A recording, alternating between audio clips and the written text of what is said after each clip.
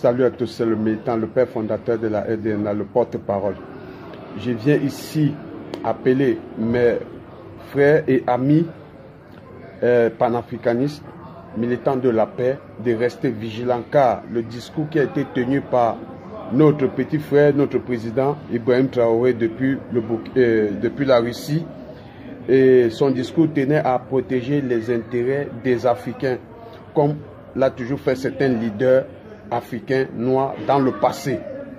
Aujourd'hui, nous avons eu la chance d'avoir encore un autre leader qui milite pour les intérêts des Africains, car les Noirs perdent leur vie de manière massive en Méditerranée, ça fait très longtemps, et nous avons des dirigeants qui sont là il y a aussi très longtemps qui ne se prononcent jamais sur ce sujet. Mais ils oublient que plus les Africains meurent, plus c'est notre héritage qui part, car c'est des têtes pensantes qui sont en train de mourir dans la Méditerranée et dans le désert du Sahara. Bon, maintenant, le discours qui a été tenu par le jeune frère en Russie n'a pas plu forcément ni à nos maîtres qui sont des colons, plus à leurs serviteurs, c'est-à-dire les dirigeants africains qui sont des mains invisibles pour les Occidentaux, notamment la France, d'abord pour commencer. Et n'oublions pas, c'est parce que nous n'avons pas été vigilants, nous avons été beaucoup distraits que nous avons perdu des leaders qui étaient là pour servir notre cause. Malcolm X, il était là pour la ségrégation et militer pour les Noirs. Il a été assassiné par les dirigeants occidentaux. Luther King a été assassiné par un colon. Et en Afrique, les quelques leaders que nous avons eus, leur mort a toujours été commandité par la main invisible occidentale et notamment nos propres frères, parce qu'on les a promis ciel et or. Et maintenant, puisque le discours de Ibrahim Traoré n'arrange pas Macky Sall et toute sa bande, ils sont déjà en train de penser de manière positive, négative, autant pour moi, sur le sort du petit. Donc restons vigilants.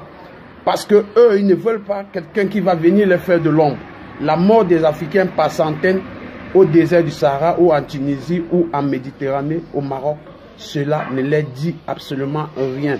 Donc, en conclusion, notre Ibrahim, nous avons eu des rumeurs que beaucoup de leaders africains penseraient de manière négative le concernant, parce que Thomas Sankara aussi, dans le passé, il a été averti que ces discours n'étaient pas les bienvenus, mais il a fait la sourde oreille. Et à cette époque, nous n'avons pas les possibilités de le protéger. Mais Ibrahim, je pense que nous avons les possibilités de le protéger. Restons vigilants. Faisons attention, car l'Occident veut encore utiliser les mains invisibles pour l'amener à garder le silence, afin que continue à nous écraser comme des fourmis qui n'ont pas de propriétaire. Monsieur Ibrahim Traoré, tu seras, comment je vais dire, tu seras tenté d'être assassiné par ton propre entourage. Donc reste vigilant. Nous aussi, nous allons faire ce que nous pouvons à notre niveau. Restons vigilants, les gars, car l'arrivée de ce jeune président n'est pas à saluer pour les anciens présidents africains, encore moins les occidentaux. Je vous tiens informé pour la suite.